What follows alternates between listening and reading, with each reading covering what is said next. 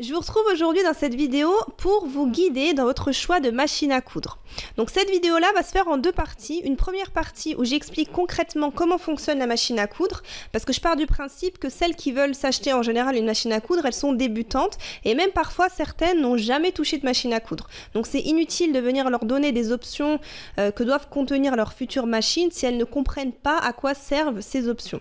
Si par contre vous n'êtes pas débutante, vous pouvez aller directement visionner l'autre vidéo où là je vous donne ma liste de conseils pour choisir votre machine à coudre. Donc c'est parti pour les explications.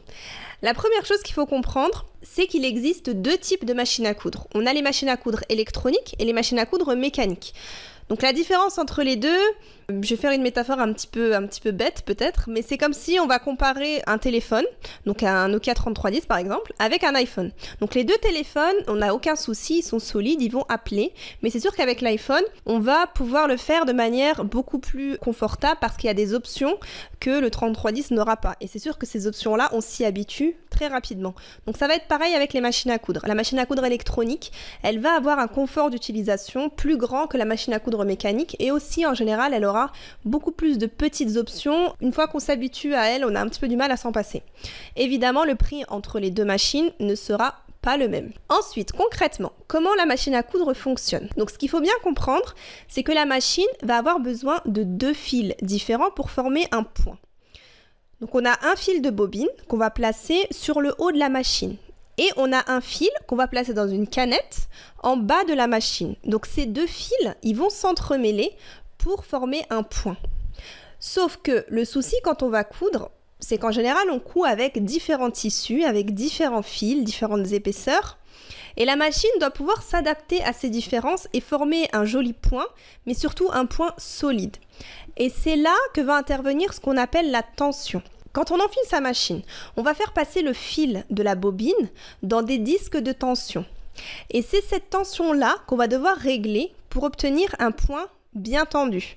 Donc le but, ça va être qu'il soit ni trop tendu, ni trop lâche. Et ça, c'est quelque chose qu'il est très important de comprendre parce qu'on doit toujours faire un test de tension quand on commence une confection. Et parfois, ça peut prendre un peu de temps d'avoir une tension qui est parfaitement réglée, mais d'un autre côté, on est vraiment obligé de prendre ce temps-là parce que c'est indispensable pour obtenir un point solide et surtout un point qui ne va pas se défaire avec le temps. Donc c'est pour cette raison que dans beaucoup de nouvelles machines, on va avoir la tension qui va se régler automatiquement. C'est une petite option supplémentaire où on peut régler notre machine automatiquement. Donc voilà pour la tension. Donc une fois que le test de tension est fait, que la tension est bien réglée, on peut coudre. Et là, ouvrez bien les oreilles, je vais vous expliquer quelque chose qui est très important et qui conditionne beaucoup le futur choix de votre machine à coudre. Quand on coud, donc c'est simple, on prend notre tissu ou nos deux tissus qu'on veut assembler, on va venir les placer sous le pied presseur. Et là, instinctivement, les personnes qui sont débutantes en couture, elles vont avoir tendance à vouloir pousser le tissu avec leurs mains vers l'arrière. Et ça, c'est une chose qu'il faut surtout pas faire parce que la machine, elle a des petites griffes d'entraînement qui vont se déclencher quand on appuie sur la pédale. En gros, quand on appuie sur la pédale, on a l'aiguille qui va monter et descendre pour venir attraper le fil du dessous. Et en même temps, on a les griffes qui vont pousser le tissu vers l'arrière. Donc ça, c'est très important à comprendre. Pourquoi? Parce que quand on va coudre du tissu d'épaisseur moyenne, en général, on n'a pas de problème particulier. Par contre, quand on commence à superposer deux tissus plutôt épais, les machines et surtout les machines premier prix vont avoir du mal à avancer. Et donc, on va se retrouver avec le tissu du dessous qui va avancer plus vite que le tissu du dessus. Et là, on va avoir un décalage à la fin de notre couture. Donc ça, c'est vraiment très important à comprendre. Et vous allez comprendre pourquoi dans la prochaine vidéo. La dernière chose que je voulais vous expliquer, et je pense que je vais m'arrêter là, ça concerne les points. Donc quand on vous vend des machines à coudre, on va vous vanter souvent le nombre de points. Alors que parfois, il s'agit du même point où on a juste changé la longueur et la largeur.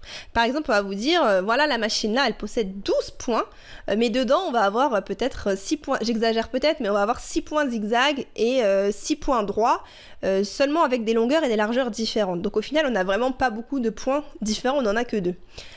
Enfin, la dernière chose qu'il faut comprendre, c'est qu'on doit adapter son point en fonction du tissu qu'on va utiliser, mais aussi en fonction de la technique qu'on va utiliser.